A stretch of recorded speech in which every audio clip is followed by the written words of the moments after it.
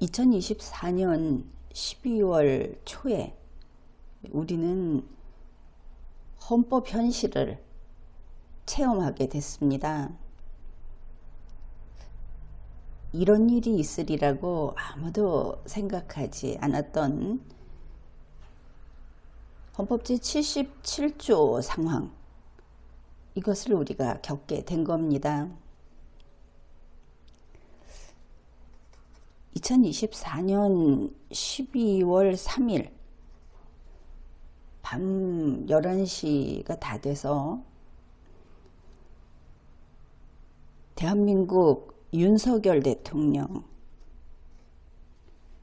대통령이 비상계엄을 선포했습니다. 정확히 말하면 비상계엄 선포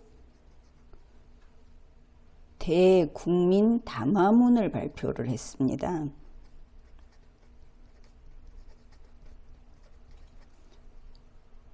그러면 국민들은 비상계엄을 선포하겠구나, 이렇게 이해를 하겠죠. 어떻든 비상계엄 선포라는 게 나왔으니까 우리 대한민국 국민들은 그저 다들 정신이 번쩍 든 겁니다. 국민의 밤잠을 깨운 것이죠.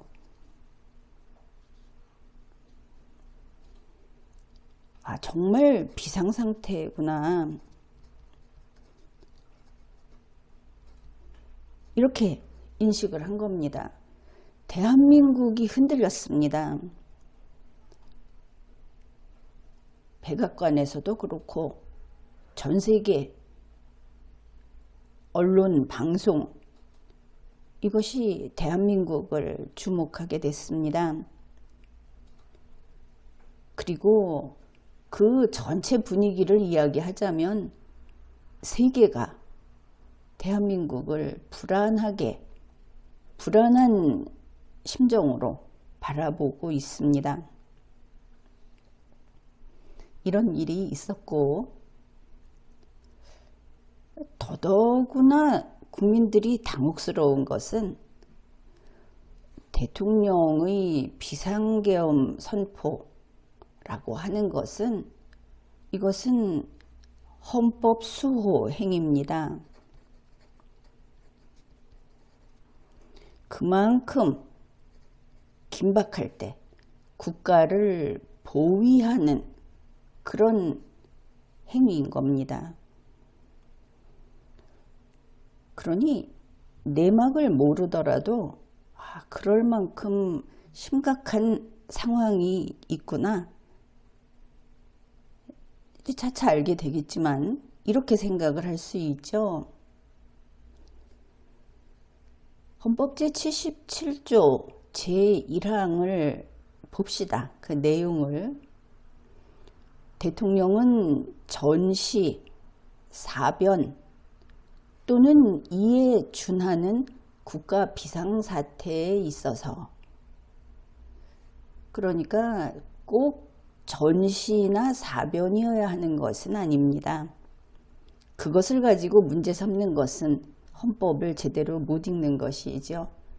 거기에 준하는 국가 비상사태, 이것을 요건으로 합니다. 그 다음에 병력으로서 군사상의 필요에 응하거나 공공의 안녕질서를 유지할 필요가 있을 때 법률이 정하는 바에 의하여 계엄을 선포할 수 있다, 이렇게 규정을 합니다. 법률은 물론 그 주된 것은 계엄법입니다. 그러니 이러한 요건이 갖춰졌을 때 이러한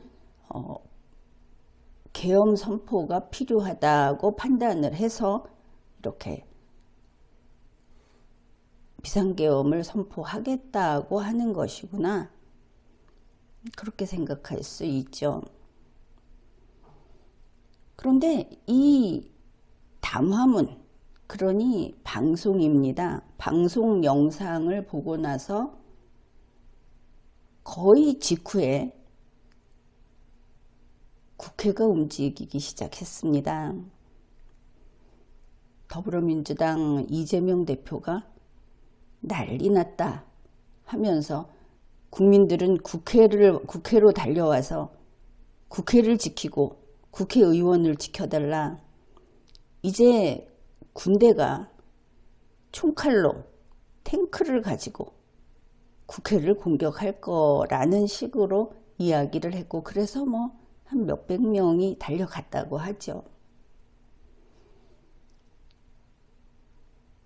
어떻든 그러고 나서 국회는 국회의원의 출입도 그렇게 방해받지도 않는 듯하고 아주 신속하게 무려 190명이나 되는 의원이 회의장에 모여서 국회의장의 지도하에 일사불란하게 그리고 아주 신속하게 계엄 해제 요구 의결을 했습니다. 헌법 제77조에서 이것도 규정하고 있습니다.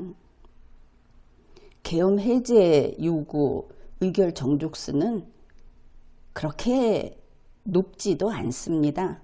그냥 재적의원 과반수의 찬성으로 계엄 해제를 요구할 수 있게 해놓았습니다. 그리고 이러한 해제 요구를 받게 되면 대통령은 해제하여야 한다. 이렇게 규정을 합니다. 그래서 계엄에 대한 헌법적 통제는 아주 든든하게 마련이 되어 있는 것이죠.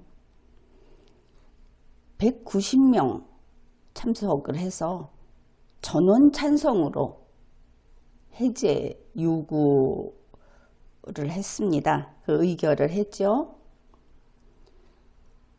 그러니 담화문을 발표한 이후 다 해서 6시간이라고 하죠.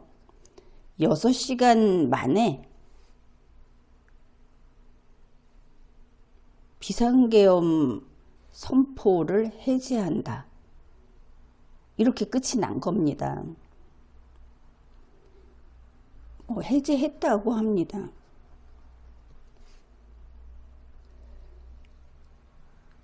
이런 마치 악몽처럼 실제가 아닌 것처럼 이런 일들이 벌어졌는데 이제 여기에서 끝을 낼 수는 없죠. 이 내용을 들여다볼 수밖에 없습니다. 이렇게 접근을 해봅시다. 물론 백악관에서는 한국의 윤석열 대통령이 비상계엄 선포 대국민 담화문을 발표하고 나서 국회의 해제 요구를 받아들인 것, 그것은 다행이다. 이렇게 말을 했는데 이제 우리는 이 비상계엄 선포라는 것이 마음대로 그냥 선포한다고 말을 하면 되는 것인가, 해제한다고 하면 되는 것인가, 이것을 봐야 하는 겁니다. 대한민국이 흔들렸고 세계를 불안하게 만들었다. 대한민국을 이제 잘 믿지 않게 됐다. 이것이 중요하죠. 쉽게 접근을 하면 되겠습니다. 자, 해제했다. 다들 그냥 해제했다고 이야기를 하는데 국회가 세구나. 민주당이 이겼구나. 거기에 국민의힘도 같이 손을 잡았다고 하더라. 이렇게 이야기들을 하는데 그런 단순한 문제가 아닙니다. 이제 해제해도 되는 것이냐를 여기에 답변을 해야 합니다. 왜냐하면 윤석열 대통령은 헌법상 기묘한 이 비상계엄이라고 하는 비상조치가 필요할 정도로 그렇게 기묘한 상황이 됐고 그 요건을 갖췄다고 이야기를 한 것이죠. 그런데 국회가 괜찮아, 그런 거 없어도 돼 라고 했다고 해서 그냥 해제를 해버린다.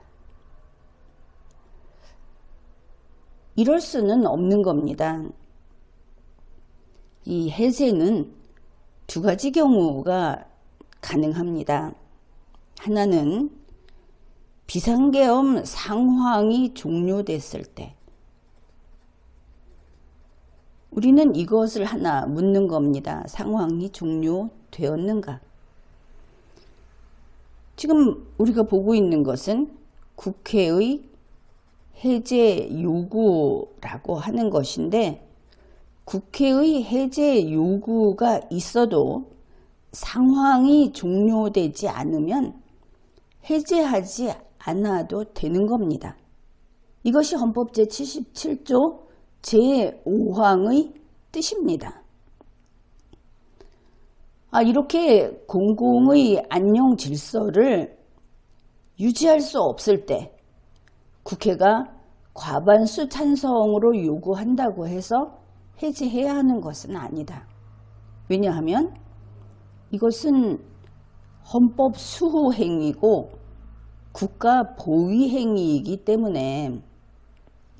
그런데 대통령은 간단하게 해제를 했죠. 다시 말해서 상황이 종료됐다, 해제 요구에 따라도 별 문제 없다 라고 판단을 한 것이 아니겠습니까? 그러면 무엇이 어떻게 돼서 상황이 종료됐는가? 6시간 만에. 이제 다시 처음으로 돌아가야 합니다. 대통령은 계엄 선포의 기묘함, 긴박함이 과연 있었는가? 다시 말해서 계엄의 요건을 갖추고 있는 그런 상황이었던 것인가? 이것을 답해야 합니다. 만일 그게 아니라면 계엄 선포의 요건을 불비한 상태에서 해제를 하는 이 계엄 선포를 했었다고 한다면 그러한 대통령의 행위는 헌정질서 파괴 행위가 됩니다.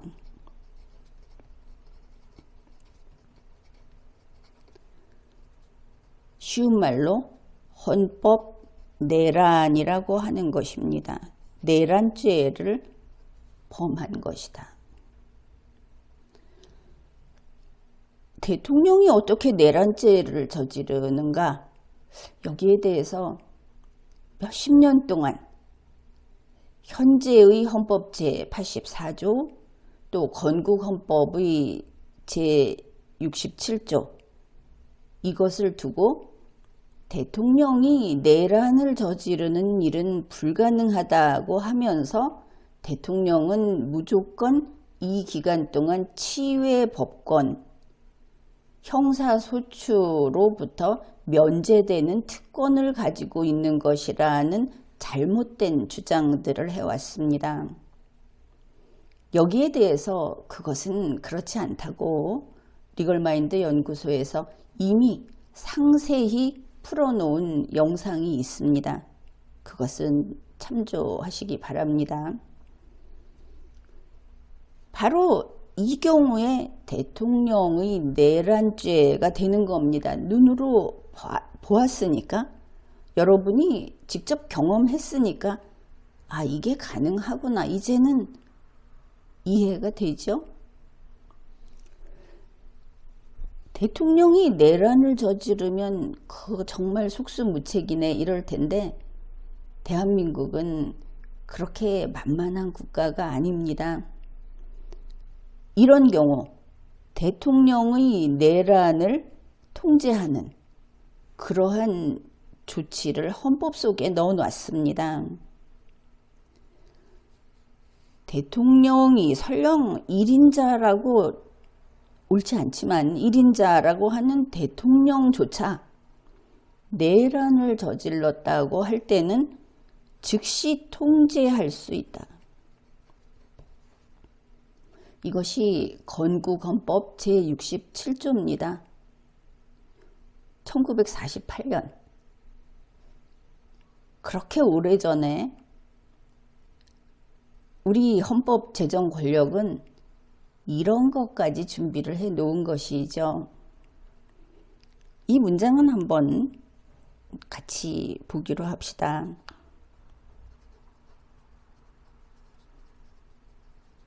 대통령은 내란 또는 외환의 죄를 범한 때 이외에는 재직 중 형사상의 소출을 받지 아니한다. 이것이 건국헌법 제67조입니다.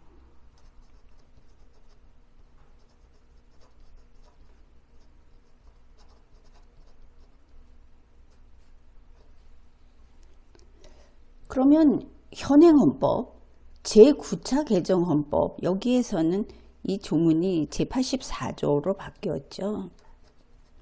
여기에서는 어떻게 규정하느냐. 그저 조금 바뀝니다. 다 그대로 있는데 범한 때 이외에는 이것을 경우를 제외하고는 이렇게 바꿉니다. 이것이 현행법입니다. 그러면 이 대통령의 불소추권 이런 터무니없는 그 별명이 붙어있는 현행헌법 제84조 이것은 그러고 보니 민주화헌법이 아니죠. 건국헌법 대한민국을 처음 만들 때 그 근거가 되던 건국헌법에서부터 규정을 했던 것이다. 이제 법조문을 들여다봅시다. 대통령은 내란 또는 외환의 죄를 범한 때 이외에는 범한 경우를 제외하고는 재직 중 형사사항의 소출을 받지 아니한다. 여기에서 가장 쉽게 이해할 수 있는 핵심은 이겁니다. 대통령은 재직 중 형사상의 소출을 받지 아니한다. 이래서 불소추권 이러죠. 불소추 특권. 언제? 전제 조건이 있습니다. 내란 또는 외환의 죄를 범한 경우는 안 되고 그 이외에는 너무나 분명한데 이것을 빼버리고 대통령은 불소추 특권이 있다. 이래 온 것이죠. 그러면 법 앞의 평등이 안 되지 않느냐. 어찌 됐든 무슨 내란 외환이 아니라 하더라도 재직 중 죄를 지어도 형사상 소출을 받지 않으면 그게 어디 법 앞의 평등이냐. 이럴 겁니다. 맞습니다.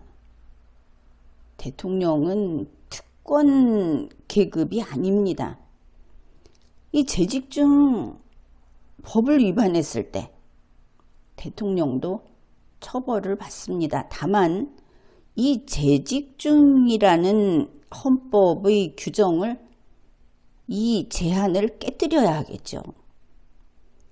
그래서 대통령이 헌법 또는 법률을 위반한 때 이것은 모든 공무원이 다 그렇기는 하지만 이 법률을 위배한 때 국회에게 역시 헌법 수호 의무를 부과하고 있습니다. 그것이 탄핵 소추를 의결하도록 했죠.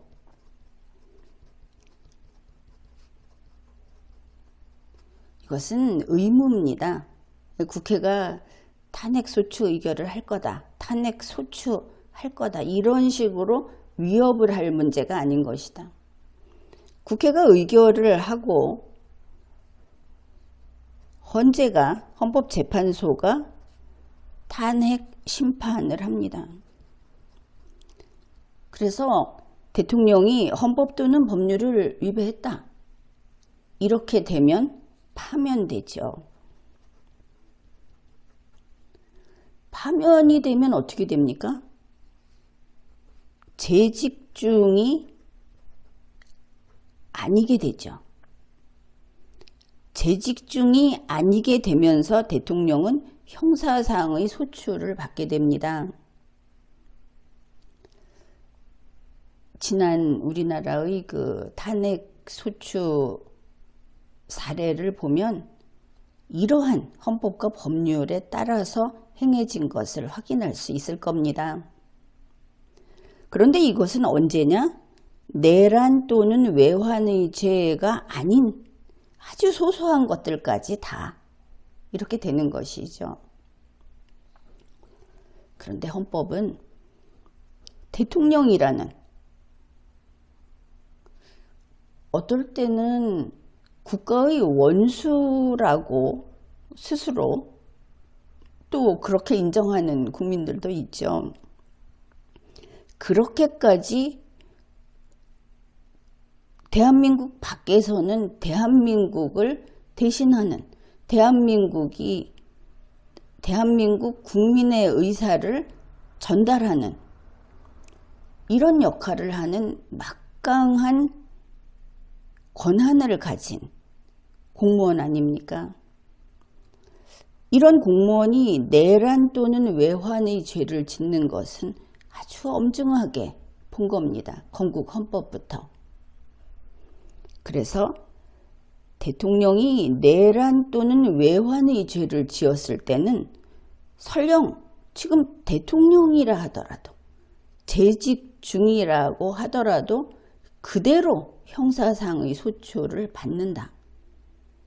형사상의 소추, 그러니까 말이 좀 익숙하지가 않죠. 별거 아닙니다. 형사 피의자 신분이 된다, 이런 뜻입니다. 어떻게 현직 대통령을 수사기관이 데려가서 수사를 할 수 있을 것인가? 그것은 일반 국민과 동일합니다. 당연히 법 앞의 평등이 적용이 됩니다. 헌법이 이렇게 규정을 하고 있으니까. 어떻게 할 수 있느냐? 검사라든지 수사기관이 먼저 인지를 하면, 이거는 당연히 인지했겠죠. 대국민 담화문으로 이렇게 밝혔으니까. 그래서 그냥 검사가 입건하면 됩니다. 인지하면 검사 한 명이 대통령을 불러가고 대통령을 구속시킬 수 있습니다. 여기에 무슨 합의, 과반수 찬성 이런 거 필요 없습니다. 수사 가능하다. 물론 고발이 들어오게 되면 역시 수사가 가능하다. 그럼 수사는 구속 수사도 있고 불구속 수사도 있죠. 일반적으로는 불구속 수사가 원칙이다, 이렇게 알고 있을 겁니다. 그런데 대통령이 내란 또는 외환의 죄를 지었다. 그 최고 권력자라고 한간에서 이야기하는 그런 공무원이 세상에 누가 그를 대적하겠습니까? 이런 막강한 권력을 행사하는, 헌법을 짓밟고 이런 자라면 증거인멸은 필연이다. 그런 그 앞에 줄 서서 내가 대신 거짓말을 하고 처벌받겠다. 내가 대신 죽겠다 하는 사람도 있을 수 있다. 이 경우에는 당연히 선택의 여지 없이 구속수사다. 이렇게 되는 겁니다. 마찬가지로 힘이 강한, 그리고 대중의 지지를, 그를 위해서 몸을 던져 지키겠다는 사람이 많은 그런 정치인의 경우는 정의검찰이 구속수사를 하는 게 맞습니다. 그것이 헌법 수호 행위를 제대로 하는 것이죠. 그래서 헌법 제84조 대통령의 불소추 특권이라고 하는 것, 이게 헌법 제77조 대통령의 비상대권, 이 모든 게 사실 대통령이라는 권력자를 왕처럼, 황제처럼 보면서 아주 아부를 떨면서 학자들이 곡학아세하면서 붙인 명칭들인데, 그 비상대권이라는 것을 이렇게 잘못 흔든 대통령은 내란죄를 구성하고, 내란죄를 범한 현직 대통령은 대통령직에서 쫓겨나기 전에도 검사 한 명이 잡아넣고 수사를 할 수 있고 그에게 법적인 책임을 물어야 한다. 이렇게 되는 겁니다. 그것이 대한민국의 헌법입니다. 지금까지 리걸마인드 연구소였습니다.